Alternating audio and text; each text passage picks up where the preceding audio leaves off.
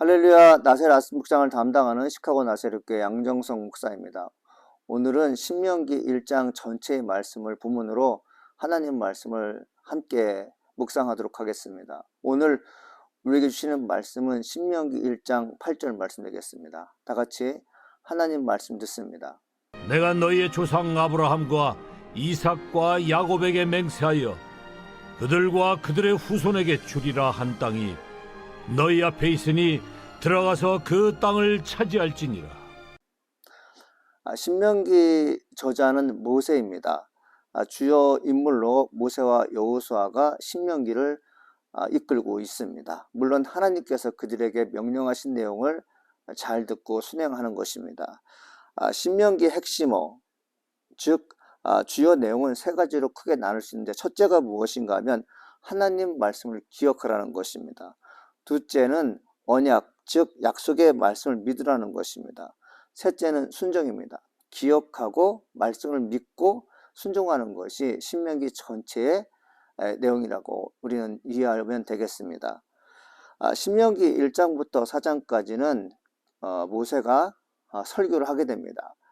창세기 전체의 내용 가운데 사람이 하나님 말씀을 듣고 설교한 내용이 첫 등장하는데, 이 설교가 무엇인가 하면 인간이 자의적으로 생각한 것들을 백성에게 선포하는 것이 설교가 아니라 말씀을 있는 그대로 전하는 것이 바로 설교였던 것입니다. 신명기 시작은 이스라엘 백성이 출애굽한 지 40년째 되는 11월 1일 날 쓰여지게 됩니다.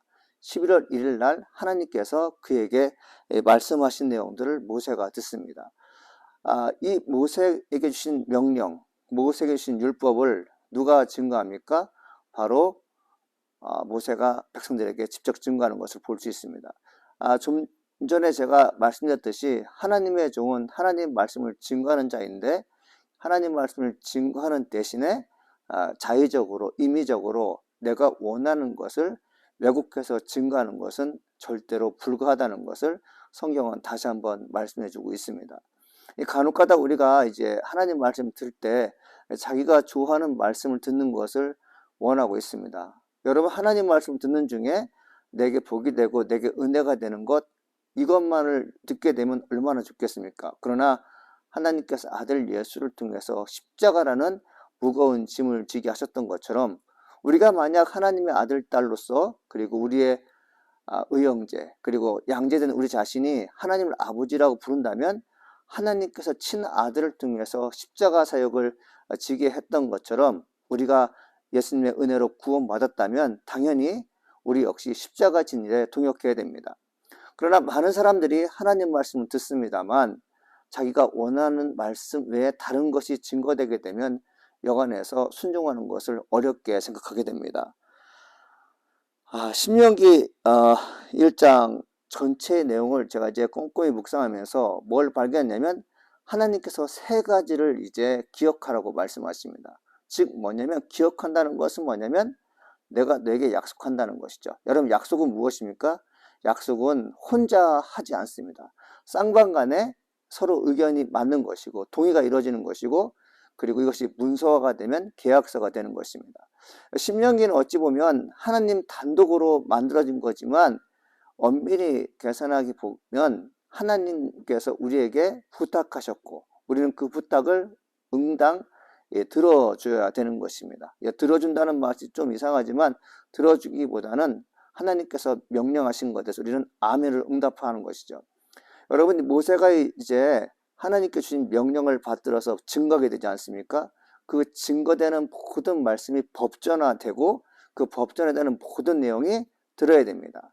여러분, 우리가 이제 하나님께서 우리에게 주신 말씀을 듣는 것이 사실은 세상 법을 듣는 것만큼 어려워야 됩니다. 즉, 세상의 법은 우리를 학대하고 우리를 엄하게 하고 우리를 되게 질서 있게 하기 때문에 주춤거릴 때가 있습니다. 왜요? 듣지 않으면 손해보기 때문에, 혹 듣지 않으면 더 심한 형벌을 받기 때문에 가급적 들으려고 합니다. 그러나 하나님 말씀은 우리에게 뭔가 책임을 지는 일을 하지 않는 것 같을 때가 많습니다.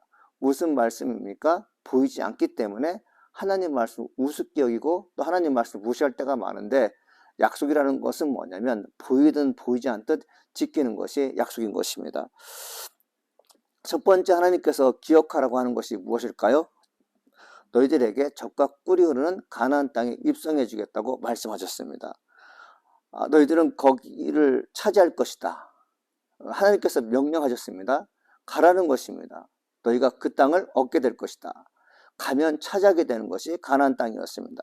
둘째는 뭐냐면 지도자를 선택하는 것입니다. 여러분 그 쉬운 성경을 쭉 읽어보게 되면 하나님께서 뭐라고 말씀하셨냐면 지금부터 수천 배 더 많은 백성이 이루게 될 것이다. 번성하게 될 것이다. 모세 혼자서 지금도 이제 150만 명에서 200만 명 되는 수많은 백성을 감당하기 힘들었던 거죠. 모세는 손을 들게 됩니다. 내가 더 이상 이 많은 사람을 감당할 수 없다는 그런 진지한 고백을 하게 되죠. 이때 모세의 장인이 계획을 주게 됩니다. 그것이 무엇입니까? 1000부장, 100부장, 50부장, 10부장을 세우는 것입니다.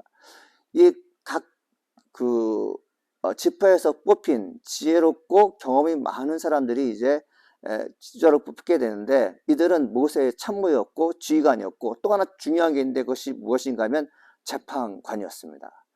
모세는 그들에게 재판할 수 있는 권한을 주었습니다.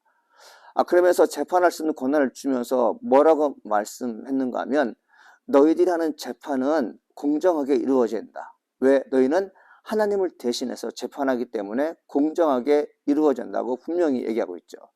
사람을 두려워하지 말라는 말도 덧붙여 이야기하게 됩니다. 그리고 셋째는 가나안 땅에 정탐꾼을 보내게 됩니다. 12명의 정탐꾼을 보내지만 10명은 부정적인 반응을 보이고 여호수아 갈렙만이 긍정적인 반응을 보이게 됩니다. 여러분 그 신명기 전체 흐르는 맥락이 뭐라고 했죠? 기억하라는 거잖아요. 그리고 믿으라는 거지 않습니까? 순종하라는 거잖아요. 하나님께서 분명히 뭐라고 말씀하셨냐면 너희가 그 땅을 차지할 거라고 말씀하셨거든요. 여러분 하나님께서 말씀하신 내용은 결코 빈말이 없습니다. 하나님께서 말씀하신 것은 분명히 다 이루어지게 되어 있습니다. 그러나 인간은 상황을 보고 현실을 보고 하나님 말씀을 잊어버리게 됩니다. 결과적으로 하나님을 원망하게 되면서 뭐라고 얘기하냐면 우리가 그 땅에 들어가 죽는 것이 무슨 이익이 있겠느냐. 그 전에 우리가 애굽에서 사는 것이 훨씬 낫지 않았나 이런 부정적인 반응을 보이게 됩니다. 말씀을 기억하고 언약을 믿고 순종하는 것이 신명기 전체 흐름인데 이스라엘 백성들은 가는 곳마다 하나님 말씀을 기억하지 않습니다. 하나님 말씀 믿지 않습니다. 여러분 하나님 말씀을 기억하지 않고 믿지 않으니 어떤 일이 벌어집니까? 불순종은 당연한 기결입니다. 사랑하는 나사렛 아침 묵상 여러분, 우리 믿음 생활하면서 꼭 여러분 지켜야 할 것이 있습니다. 하나님은 변치 않는다는 것입니다. 하나님께서 명령하신 것은 어떤 의미가 있습니까? 반드시 된다는 것입니다. 여러분 명령의 주체가 하나님인데 그 명령을 듣는 우리가 상황을 보고 안 된다 그것은 옳지 않은 것입니다. 군인이 상관의 명령을 순종할 때 전쟁에 승리하는 것처럼 전능하신 하나님, 세상을 다스리는 그 왕 되신 하나님께서 우리에게 주어지는 모든 명령은 과감없이 들어야 됩니다. 그 말씀을 들을 때 우리는 승리하게 되는 것이죠. 여러분 우리 나사렛 아침 묵상 성도 여러분 하나님 말씀을 기억하고 그리고 말씀을 믿고 그리고 순종하는 크리스찬 되기를 간절히 소망합니다. 이로 인하여 주어진 결과가 무엇인지 여러분 스스로 발견하시고 많은 사람에게 증인되기를 간절히 소망해 봅니다. 기도하겠습니다. 하나님 아버지 감사합니다. 오늘도 하나님의 귀한 말씀 듣는 저희가 되게 하시니 감사드립니다. 하나님 우리는 늘 하나님 말씀을 기억해야 됩니다. 또 하나님께 주신 말씀을 믿어야 됩니다. 그리고 순종해야 됩니다. 이 세 가지를 잘 지키는 귀한 백성에게 도와주시옵시고 어떤 상황이든지 하나님께서 원하시는 것을 행할 수 있는 능력의 크리스찬 될수록 성령이 우리를 붙잡아 주시옵소서. 예수님의 이름으로 기도합니다. 아멘.